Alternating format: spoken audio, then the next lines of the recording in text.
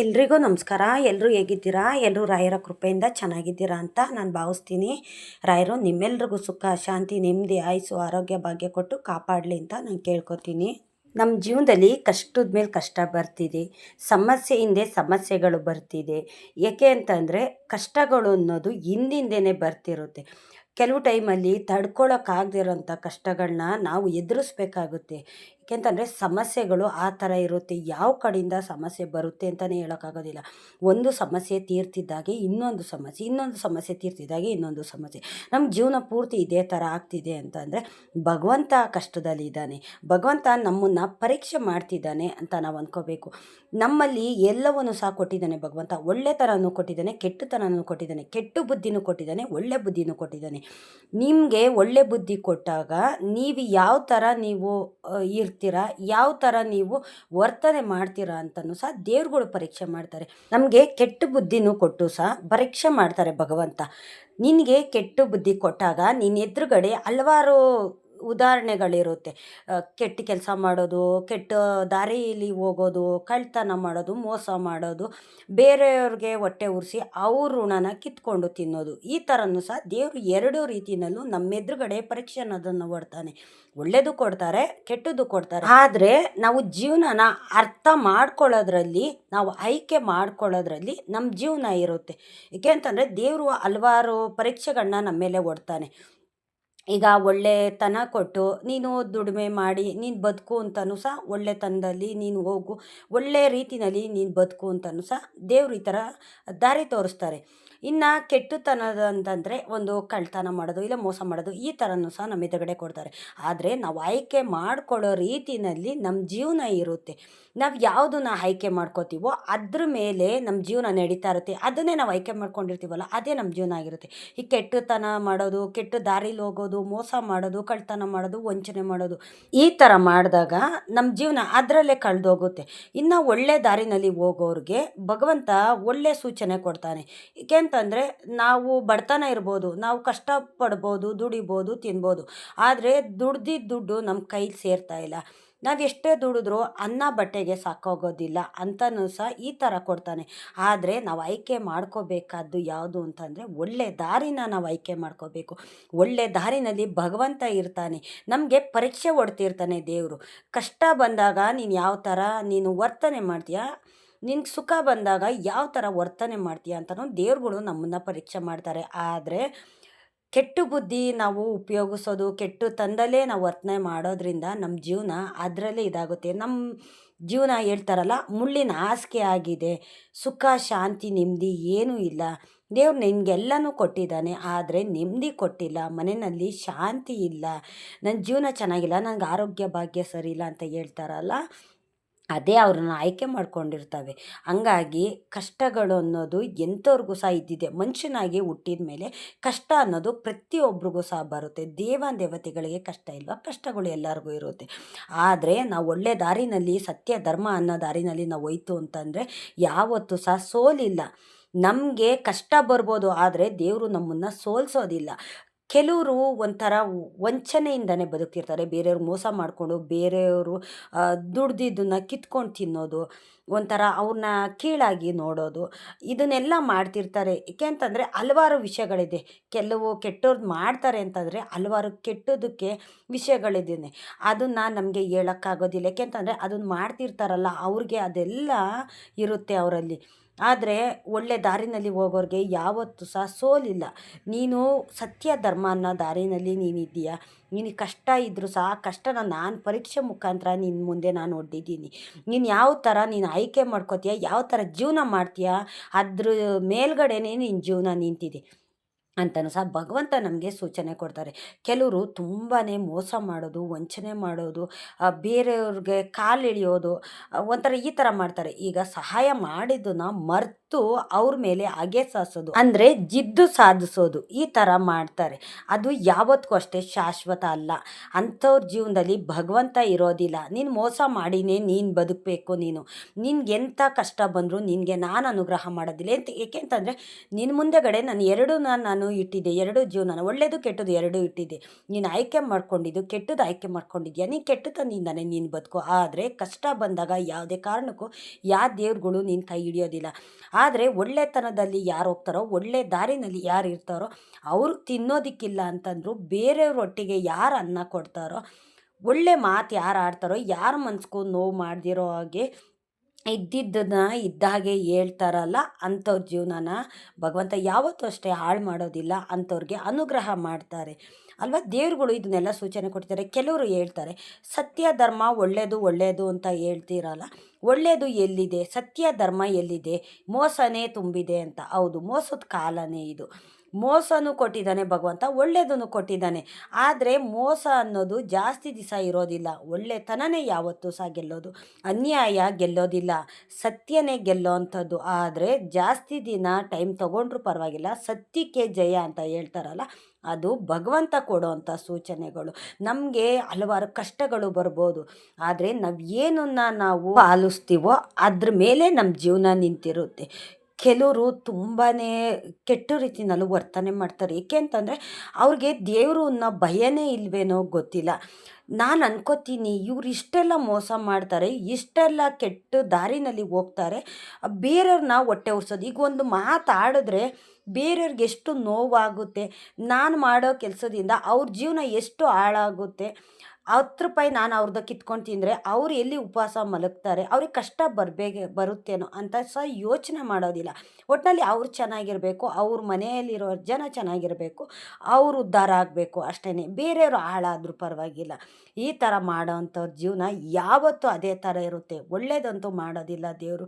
ಏಕೆಂತಂದರೆ ದೇವ್ರುಗಳು ನಂಬಿದಂಥವ್ರಿಗೆ ದೇವ್ರುಗಳೇ ಕಾಯ್ತಿರ್ತವೆ, ಕಷ್ಟನೂ ಕೊಡ್ತಾರೆ, ಸುಖನೂ ಕರುಣಿಸ್ತಾರೆ. ಆದರೆ ನಾವು ಮಾಡಬೇಕಾದದ್ದು ಒಳ್ಳೆ ದಾರಿನಲ್ಲಿ ಇರಬೇಕೇ ಹೊರತು ಕೆಟ್ಟ ದಾರಿನ ಯಾವತ್ತೂ ಸಹ ನಾವು ಆಯ್ಕೆ ಮಾಡ್ಕೊಳ್ಳೋದಕ್ಕೆ ಹೋಗಬಾರ್ದು.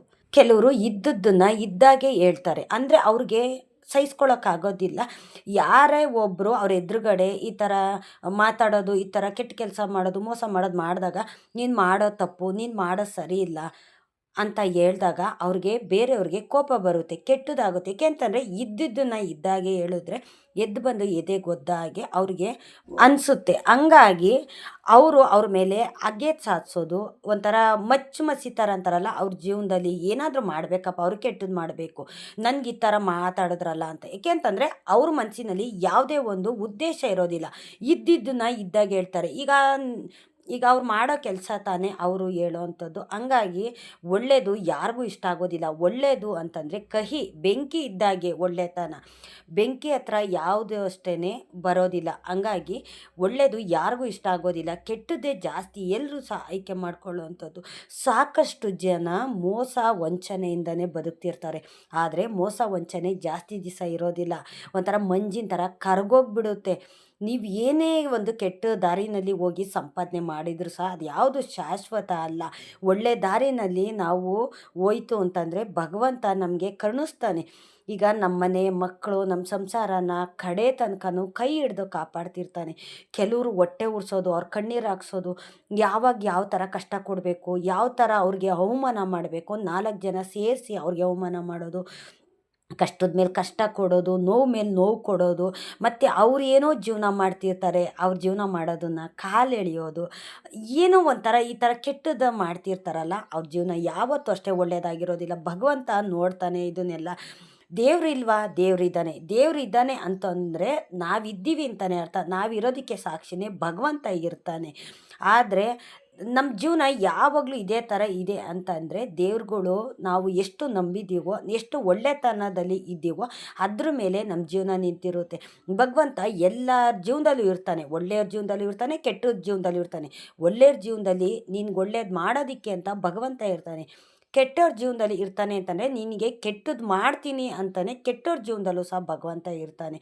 ಆದರೆ ಕೆಲವರು ಇದನ್ನು ಅರ್ಥ ಮಾಡ್ಕೊಳ್ಳೋದಿಲ್ಲ, ಅರ್ಥ ಮಾಡ್ಕೊಳ್ದಿರ ದೇವ್ರ ಮೇಲೆ ಕೋಪ ಮಾಡ್ಕೊಳ್ಳೋದು, ದೇವ್ರು ಇದ್ದಾನ, ನನಗೆ ಕಷ್ಟ ಕೊಟ್ಟಿದ್ದಾನೆ, ಇದಕ್ಕಿಂತ ಕಷ್ಟ ಇನ್ನೇನು ಕೊಡ್ಬೋದು ಅವನು ಅಂತ ಈ ಥರ ಒಂಥರ ಉದಾಸೀನದಲ್ಲಿ ದೇವ್ರ ಮೇಲೆ ಕೋಪ ಮಾಡ್ಕೊಳ್ಳೋದು, ದೇವ್ರದ ಬೈಯೋದು, ಜನನೂ ಸಹ ಅನ್ನೋದು, ಆಡೋದು, ಮೋಸ ಮಾಡೋದು, ವಂಚನೆ ಮಾಡೋದು, ಈ ಥರ ಎಲ್ಲ ಮಾಡ್ತಿರ್ತಾರಲ್ಲ, ಅವಾಗ ಯಾವುದೇ ಸಹ ಒಳ್ಳೆತನದಿಂದ ನೀವೇನು ಸಹ ಗೆಲ್ಲಕ್ಕಾಗೋದಿಲ್ಲ. ಬುದ್ಧಿಯಿಂದ ಗೆಲ್ಲಬೇಕೇ ಹೊರ್ತು ನೀವು ಮೋಸದಿಂದ ಏನೂ ಸಹ ಗೆಲ್ಲಕ್ಕಾಗೋದಿಲ್ಲ. ಸತ್ಯ ಧರ್ಮ ಇರೋ ದಾರಿನಲ್ಲಿ ಭಗವಂತ ಇರ್ತಾನೆ. ನಾವಿವತ್ತು ಎಷ್ಟು ಜನಕ್ಕೆ ಒಳ್ಳೇದು ಮಾಡಿದ್ದೀವಿ, ಯಾವ ಥರ ಮಾತಾಡಿದ್ದೀವಿ, ಏನು ಕೆಲಸ ಮಾಡಿದ್ದೀವಿ ಅನ್ನೋದನ್ನು ಚಿತ್ರಗುಪ್ತ ಎಲ್ಲನೂ ಸಹ ಪಟ್ಟಿ ಮಾಡ್ತಿರ್ತಾನೆ. ದೇವರು ನೋಡೋದಿಲ್ಲ, ನಾನು ಮಾಡಿದ ಕೆಲಸನ ಭಗವಂತ ಕಣ್ಮುಚ್ಕೊಂಡು ಕೂತಿದ್ದಾನೆ, ನೋಡೋದಿಲ್ಲ. ದೇವ್ರಿದ್ರೆ ನನಗೆ ಒಳ್ಳೇದು ಮಾಡಿರೋನು, ಮತ್ತು ನಾನು ಮಾಡೋ ಕೆಲಸದಲ್ಲೂ ಸಹ ದೇವ್ರು ನೋಡೋದಿಲ್ಲ ಅಂತ ಈ ಥರ ಒಂಥರ ಕೆಟ್ಟ ದಾರಿನಲ್ಲೇ ಹೋಗ್ತಿರ್ತಾರಲ್ಲ, ಅಂಥವ್ರಿಗೇನು ಸಹ ಹೇಳೋಕ್ಕಾಗೋದಿಲ್ಲ, ಭಗವಂತನೇ ಉತ್ತರ ಕೊಡ್ತಾನೆ. ಕೆಲವರು ಒಳ್ಳೆ ರೀತಿಯಲ್ಲಿ ಮಾತಾಡೋದು ಸಹ ಬೇರೆಯವ್ರಿಗೆ ಇಷ್ಟ ಆಗೋದಿಲ್ಲ, ಒಳ್ಳೆ ಕೆಲಸ ಮಾಡೋದು ಸಹ ಬೇರೆಯವ್ರಿಗೆ ಇಷ್ಟ ಆಗೋದಿಲ್ಲ. ಈಗ ಯಾರಾದರೂ ಕಷ್ಟದಲ್ಲಿದ್ದಾರೆ ಅಂದರೆ ಅವ್ರಿಗೇನಾದರೂ ಕೊಟ್ಟರು ಸಹ ಸಹಿಸ್ಕೊಳ್ಳೋದಿಲ್ಲ. ಅವ್ರಿಗೆ ಕೊಟ್ಟಿದ್ದಾರೆ, ನನಗೆ ಕೊಟ್ಟಿಲ್ವಲ್ಲ, ಈ ಥರ ಒಂಥರ ಕುಲ್ಲು ಬುದ್ಧಿ ಅಂತ ಹೇಳ್ತಾರೆ. ನಮ್ಮ ಆಡು ಭಾಷೆನಲ್ಲಿ ಹಳ್ಳಿ ಕಡೆ ಕುಲ್ಲು ಬುದ್ಧಿ, ಈ ಥರ ಕೆಟ್ಟ ಬುದ್ಧಿ ಅಂತ ಹೇಳ್ತಾರೆ. ಏಕೆ ಅಂತಂದರೆ ಭಗವಂತ ಅವ್ರಿಗೆ ಯಾರ್ದೋ ಮುಖಾಂತರ ಒಳ್ಳೇದು ಮಾಡಿಸೋದಕ್ಕೆ ಅಂತಲೇ ಮನುಷ್ಯರ ರೂಪದಲ್ಲಿ ದೇವ್ರು ಬರೋದು. ಈಗ ಯಾರಿಗೋ ಏನೋ ಕಷ್ಟ ಇದೆ ಅಂತಂದರೆ ನಾವು ಸಹಾಯ ಮಾಡೋದ್ರಿಂದ ನಮಗೇನು ಕೆಟ್ಟದಾಗೋದಿಲ್ಲ. ನಾವು ಯಾರಿಗಾದ್ರೂ ಒಳ್ಳೇದು ಮಾಡ್ತು ಅಂತಂದರೆ ದೇವ್ರು ನಮಗೆ ಯಾರ ರೂಪದಲ್ಲಾದರೂ ಒಳ್ಳೇದು ಮಾಡೇ ಮಾಡ್ತಾನೆ. ಇಷ್ಟನ್ನು ಮಾತ್ರ ನಾವು ಅರ್ಥ ಮಾಡ್ಕೋಬೇಕು. ಇದನ್ನು ಯಾರು ಅರ್ಥನೇ ಮಾಡ್ಕೊಳ್ಳೋದಿಲ್ಲ. ಒಂಥರ ಇವಾಗ ಯಾವ ಥರ ಜೀವನ ಆಗಿಬಿಟ್ಟಿದೆ ಅಂತಂದರೆ ದುಡ್ಡಿರಬೇಕು, ಜನ ಬೇಡ, ಆ ಥರ ಆಗಿಬಿಟ್ಟಿದೆ. ಒಳ್ಳೇದು ಮಾತಾಡಿದ್ರಷ್ಟೇ ಜನನ ಬೆರೆಯೋ ಅಂಥದ್ದು. ಯಾರಿಗಾದ್ರೂ ಮುಖಕ್ಕೆ ಹೊಡೆದಾಗೆ ತಪ್ಪನ್ನ ತಪ್ಪು ಅಂತ ಹೇಳ್ತಾರಲ್ಲ, ಅವ್ರು ಕಂಡ್ರೆ ಯಾವತ್ತಿಗೂ ಆಗೋದಿಲ್ಲ. ಈಗ ಬೆಂಕಿ ಹತ್ರ ಇರುವೆಗಳು ಬರೋದಿಲ್ಲ, ಆದರೆ ಕಹಿ ಇರೋ ಕಡೆ ಇರುವೆಗಳು ಸಹ ಬರೋದಿಲ್ಲ. ಆದರೆ ಈ ಕೊಚ್ಚೆ ಇರುತ್ತೆ ನೋಡಿ, ಮೋರಿ ಕೊಚ್ಚೆ, ಆ ಮೋರಿ ಕೊಚ್ಚೆ ಹತ್ರನೇ ಜಾಸ್ತಿ ನೊಣಗಳು, ಒಂಥರ ಕ್ರಿಮಿಕೀಟಗಳು ಇರೋ ಅಂಥದ್ದು. ಕೆಟ್ಟದ್ರ ಹತ್ರನೇ ಜಾಸ್ತಿ ಹೋಗೋ ಅಂಥದ್ದು ಕ್ರಿಮಿಕೀಟಗಳು. ಅದೇ ರೀತಿ ಕೆಟ್ಟದ್ರಿಂದನೇ ಜನಗಳು ಹೋಗ್ತಿರ್ತಾರೆ. ಏಕೆಂತಂದರೆ ಅವ್ರ ಪಾಪದ ಕೊಡ ಅವರೇ ತುಂಬಿಸ್ಕೊತಿರ್ತಾರೆ. ಒಳ್ಳೆ ದಾರಿನಲ್ಲಿ ಹೋಯ್ತು ಅಂತಂದರೆ ನಮ್ಗೆ ಒಳ್ಳೇದಾಗುತ್ತೆ. ಈಗ ಕೆಟ್ಟ ದಾರಿನಲ್ಲಿ ಹೋಯ್ತು ಅಂದರೆ ನಮ್ಮ ಪಾಪ ಕರ್ಮನ ನಾವೇ ಕಟ್ಕೊಂಡಾಗೆ ಭಗವಂತ ಎಲ್ಲ ರೀತಿಯಲ್ಲೂ ನಮಗೆ ಸೂಚನೆ ಕೊಟ್ಟಿದ್ದಾನೆ. ಏಕೆ ಅಂತಂದರೆ ದೇವ್ರುಗಳು ನೋಡ್ತಿರ್ತಾರೆ. ನಾವು ಏನೇ ಒಂದು ಮಾತಾಡಿದ್ರು ಸಹ, ಏನೇ ಒಂದು ಒಳ್ಳೆ ಕೆಲಸ ಮಾಡಿದ್ರು ಸಹ ಭಗವಂತ ಎಲ್ಲನೂ ಸಹ ನೋಡ್ತಿರ್ತಾನೆ. ಬೆಳಿಗ್ಗೆ ಎದ್ದಾಗಿಂದ ರಾತ್ರಿ ಮಲಗೋ ತನಕ ನೀನು ಎಷ್ಟು ಒಳ್ಳೆ ಕೆಲಸ ಮಾಡಿದ್ಯಾ, ಎಷ್ಟು ಕೆಟ್ಟ ಕೆಲಸ ಮಾಡಿದ್ಯಾ, ನೀನು ಯಾರ ಮನಸ್ಸು ನೋಯಿಸಿದ್ಯಾ, ಯಾರ ಕಣ್ಣಲ್ಲಿ ನೀರು ಹಾಕ್ಸಿದ್ಯಾ, ಯಾರು ಹೊಟ್ಟೆ ಉರಿಸಿದ್ಯಾ, ಇದನ್ನು ಸಹ ಎಲ್ಲನೂ ಸಹ ಚಿತ್ರಗುಪ್ತ ಪ್ರತಿಯೊಂದನ್ನು ಸಹ ಬರ್ಕೊಂಡಿರ್ತಾನೆ.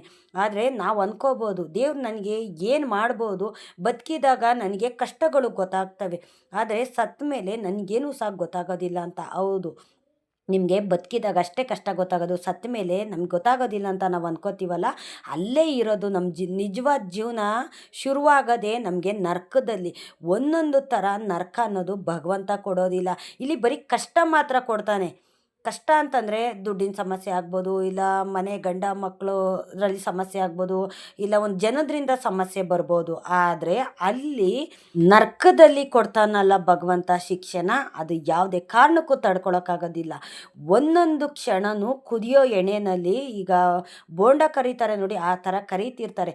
ಮುಳ್ಳಿನ ಹಾಸಿಗೆ ಮೇಲೆ ದರ ದರ ಅಂತ ಎಳ್ಕೊಂಡು ಹೋಗ್ತಿರ್ತಾರೆ. ಅಲ್ಲಿ ಶುರುವಾಗೋದು ನಮ್ಮ ನಿಜವಾದ ರೂಪ, ನಮ್ಮ ನಿಜವಾದ ಜೀವನ ಶುರುವಾಗೋದೇ ನರ್ಕದಲ್ಲಿ. ಇದನ್ನ ಅರ್ಥ ಮಾಡ್ಕೊಡೋದಿಲ್ಲ. ನಾವು ತಿಳ್ಕೊಬೇಕಾದೇ ಇಷ್ಟು. ಗರುಡ ಪುರಾಣನ ನಾವು ಓದಬೇಕು, ತಿಳ್ಕೊಬೇಕು. ಓದೋಕ್ಕೆ ಬರಲಿಲ್ಲ ಅಂದರೆ ತಿಳ್ಕೊಬೇಕು. ನಾವು ಇಲ್ಲಲ್ಲ ನರ್ಕ ಅನುಭವಿಸೋದು, ನಾವು ಅಲ್ಲಿ ನರ್ಕದಲ್ಲಿ ನರ್ಕ ಅನುಭವಿಸ್ತೀವಲ್ಲ, ಯಮರಾಜ ಅಲ್ಲಿ ನರ್ಕ ಕೊಟ್ಟು ತೋರಿಸ್ತಾನಲ್ಲ. ನೀನು ಯಾರಿಗೆ ಏನೇನು ಮಾಡಿದ್ಯಾ, ಎಷ್ಟು ಹೊಟ್ಟೆ ಉರಿಸಿದ್ಯಾ, ಎಷ್ಟು ಮೋಸ ಮಾಡಿದ್ಯಾ, ಇದನ್ನೆಲ್ಲನೂ ಸಹ ಭಗವಂತ ನಮಗೆ ಅಲ್ಲಿ ಶಿಕ್ಷೆ ಕೊಡೋ ಅಂಥದ್ದು. ಇದನ್ನು ನಾವು ಮೊದಲದಾಗಿ ಅರ್ಥ ಮಾಡ್ಕೋಬೇಕು. ಇಲ್ಲಷ್ಟೇ ನಮಗೆ ಕಷ್ಟ ಬರೋದು, ಸತ್ತ ಮೇಲೆ ನಮಗೇನು ಕಷ್ಟ ಇಲ್ಲ ಅಂತ ಕೆಲವರು ಜೀವನಕ್ಕೆ ಹೆದ್ರುಕೊಂಡು ಜೀವನನ ಅಂತ್ಯ ಮಾಡ್ಕೋತಾರೆ. ಅದು ತಪ್ಪದು. ಈಗ ಭಗವಂತ ನಮ್ಮನ್ನ ಭೂಮಿ ಮೇಲೆ ತಂದಿರೋ ಅಂಥದ್ದು.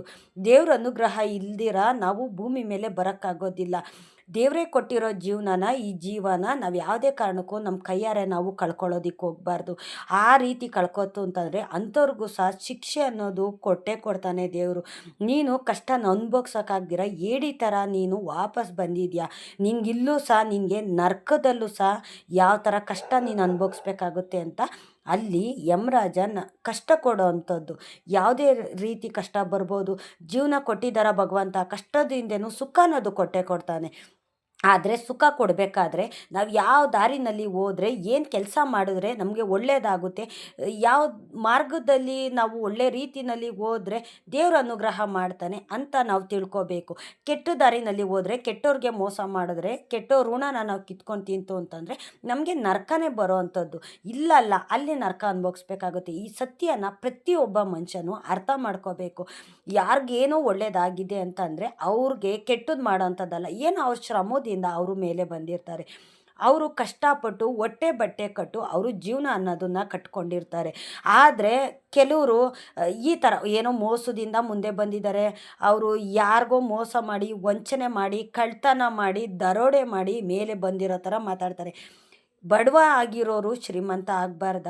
ಈಗ ಶ್ರೀಮಂತ ಆಗಿರೋನು ಬಡವ ಆದಾಗ ಅವಾಗ ಯಾವ ರೀತಿ ಮಾತಾಡ್ತಾರೆ ಈ ಜನಗಳು?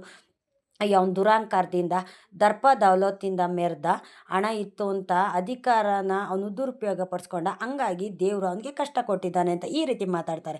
ಆದರೆ ಬಡವ ಮೇಲೆ ಬಂದಾಗ ಈ ರೀತಿ ಯಾರು ಮಾತಾಡೋದಿಲ್ಲ. ಅವ್ರಿಗೆಲ್ಲೋ ನಿಧಿ ಸಿಕ್ಕಿರಬೇಕು, ಎಲ್ಲೋ ಬ್ಯಾಂಕ್ ದರೋಡೆ ಮಾಡಿರಬೇಕು, ಅದಕ್ಕೆ ಇವರು ಮುಂದೆ ಬಂದಿದ್ದಾರೆ ಅಂತ ಈ ರೀತಿ ಯೋಚನೆ ಮಾಡ್ತಾರೆ. ಏಕೆ ಅಂತಂದರೆ ಅವ್ರಿಗೂ ದುಡಿಯೋದಕ್ಕೆ ಶಕ್ತಿನೂ ಇರೋದಿಲ್ಲ, ಚೆನ್ನಾಗಿರೋರು ನೋಡಿ ತಡ್ಕೊಳ್ಳೋ ಅಷ್ಟು ಬುದ್ಧಿನೂ ಅವ್ರಿಗಿರೋದಿಲ್ಲ.